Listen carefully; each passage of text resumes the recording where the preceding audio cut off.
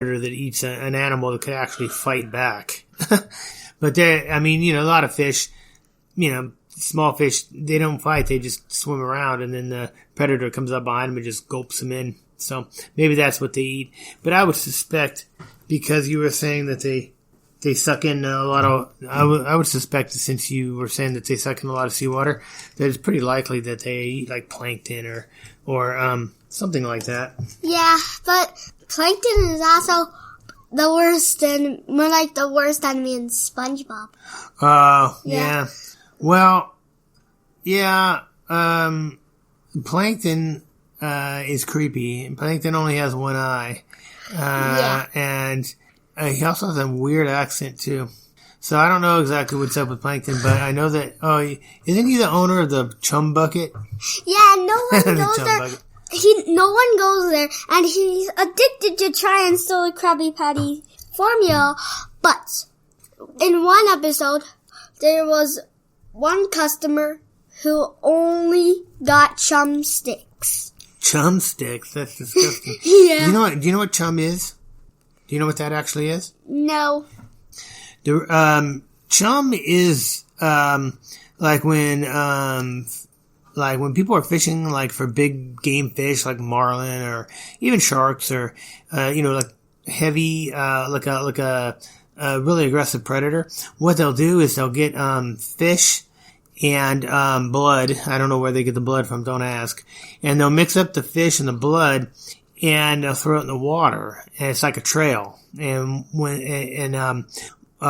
certain predators will just follow it like just like you're sprinkling breadcrumbs like a duck. But they'll follow the trail of blood and fish, and they'll follow it right to your boat. So anyway, it's called chum, and to put that in the water is called chumming the water. So sometimes you'll hear that used to mean other things, colloquially, but generally, chum is fish parts and blood, and it's used to attract sharks. That's why when they call it the ChumBucket, it's kind of gross. And when you say that people order chum sticks, that's also pretty gross. Oh yeah, at the end of the episode, the customer just gives up because, he has to go to the hospital twice because of the chum sticks, and that customer only eats chum. And then at the end of the episode, he just goes back to the hospital again, and he said that he'll be getting his stomach pumped again. Oh. Yeah, that's we heard gross. That's pretty gross. Yeah, we heard when that show first came out, SpongeBob, I thought that SpongeBob was a block of Swiss cheese. Because I didn't know what the premise of the show was. But it turns out that was not unusual. In fact, initially, there were a lot of people that thought that he was a block of Swiss cheese. The reason why is because he's square. And sea sponges are not square. But, I'm not going to analyze a classic cartoon like that, but, Well, technically that Swiss cheese does have holes in it, like sponge. But sponge doesn't really have holes in it. But Swiss cheese is white, and a sponge is, the sponge in SpongeBob is yellow. Yeah, I think what they're trying to do is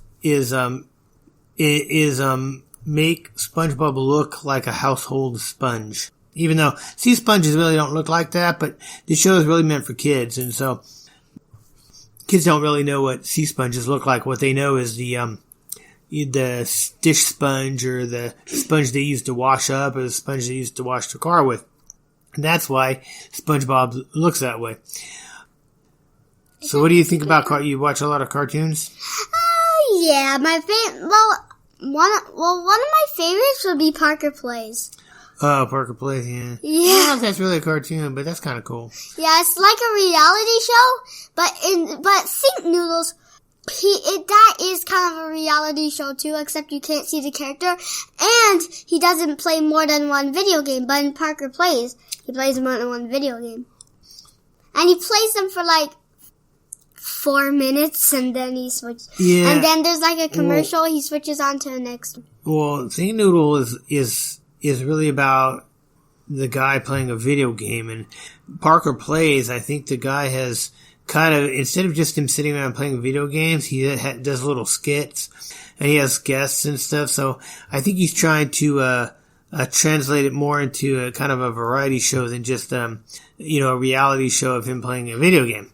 Which sometimes, it's interesting to watch Think Noodle do his thing, but generally, he's always sitting around playing video games. That's all he does. Well, Parker Plays, whenever he says something like, "You must be benched," and it'll say, "Bad joke, Parker," and it'll count how many are in the episodes, because it'll say like, "Bad joke, Parker, number 1. Bad joke, Parker, number 5. Bad joke, Parker, number 6. Like a joke count. Yeah, and also in one episode, I think it's like season 1, episode 12. I can't remember. Anyway, it has a bad joke Parker thing at the beach on a chair, and it doesn't even say the number. Oh. I don't generally watch Parker Plays, but it is pretty funny. I don't know if it's that funny. I know this funny joke I was talking to Rick about it last week. I didn't post because I was trying to edit it down and keep it on the subject, but we were talking about Rodney Dangerfield. I might post that later on. Maybe I might chop that and put that section over at the end of this episode. But anyway, Rodney Dangerfield had this funny joke because he used to tell really short jokes. They called them one-liners. And he had this one that made me laugh hysterically. And this is how it goes. "I don't play in the sandbox anymore because the cat kept covering me up." Get it? No. Okay, well, I think Rick and I thought it was funny as heck. No, he goes, "When I was a kid, I played in the sandbox, but the cat kept covering me up." Oh, I get it, but was he a kid when he... He's a comedian, so we don't... Here's the thing about good comedy. Don't explain your jokes. If you explain your jokes, it means it wasn't funny. Alright, well, now I get it, but it still won't make me laugh. Okay, well, me and Rick thought it was funny. We thought it was an interesting, funny joke. Okay, so we're going to close it up here because we're already coming up on 30 minutes. Say goodbye to the audience. Goodbye, audience. Well, I hope you enjoyed the episode with my young son, Adrian. He's very smart, and he talks a lot, and he knows a lot of stuff, and he's an interesting young kid, so... Plus, he really wanted to be on the podcast, and Rick wasn't here today, so I decided we might as well get on and talk about whatever he wants to talk about. So I want to talk about funereal art. We don't talk about that a lot, but as you start to get older, you start thinking about death and about the customs that we observe. Right after the episode in which Rick and I thought about shooting wide angle and seeing what we could get with that, I went to the local cemetery, and now I live in a town called Hemet, and there's a cemetery that has stones way back from the late 1800s to early part of last century. Some of them are just monolithic, and some of them you can see a lot of Masonic imagery. Also, there was an Oddfellows temple, so there's a lot of sometimes you'll see the Oddfellows symbol, which I think is their symbol is the 3 rings. There was a rather large Oddfellows temple in Hemet. So I went to the cemetery and I saw a lot of stones. I remember I'd been there before and I saw some of the stones were dated way back to the late 1800s. So I wanted to see if I could find something really interesting. And I did. I found 5 markers that I wanted to talk about. They weren't even stones. They were just a marker. One of them, the first one that I came across, it had one name on it, Hazel, and that was all. And I wondered why that would be. There was no There was no date on this marker, either birth or death. So I wondered when this person was interned. And the only thing I could think of is that maybe this was a child. Maybe a stillbirth, or maybe the child died really early in life, and maybe they just didn't want to put a date on it because it would have been pointless. It would have been like born on the 25th of July, 1895, died on the 25th of July, 1895. It just seemed kind of pointless. As I was moving down the row of markers, I came across 4 more markers. The first one I saw just said mother. That was it. No name, no date, no phrases from the Bible, no symbols, nothing. One word, mother. That was it. Right next to that was a stone that said father. Same thing. No date, no designs, no biblical phrases or passages, nothing. Then I kept going, and guess what? The next stone said son. And I was thinking to myself, is this an entire family that was buried that has no name, no date, no nothing? These markers were the size of a brick. Barely enough to fit the name on, and that was it. In fact, the concrete that was poured was probably larger than the marker.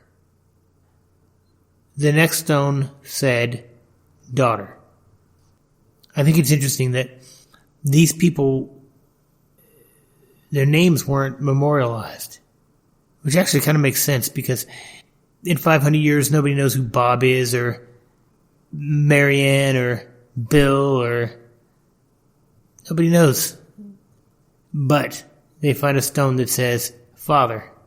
This person was somebody's father. They find a stone that says mother. Somebody's mother is buried here. We don't know her name, but she was somebody's mother, son, sister, brother, father. Those are what we are, not what our name is. Our name is just an identification of the husk that we're driving around this planet for the time being. There was a esotericist, I can't recall his name, but he said, you are a ghost driving a meat car made out of stardust. What are you afraid of? It's kind of funny because our very existence is a sideshow. Our good buddy Leonardo Gonzalez, he posted a meme today where it showed how minuscule our planet was compared to the rest of the planets in the solar system. Then it showed our solar system within our galaxy, within the Milky Way. And then, of course, the next frame showed the Milky Way within the within the local, I think it's called the local cluster. And we're tiny, a speck in an infinite universe. And I responded with, well, Leonardo, you see, sometimes you don't have to be the biggest, you don't have to be the flashiest to be the most important thing in this universe.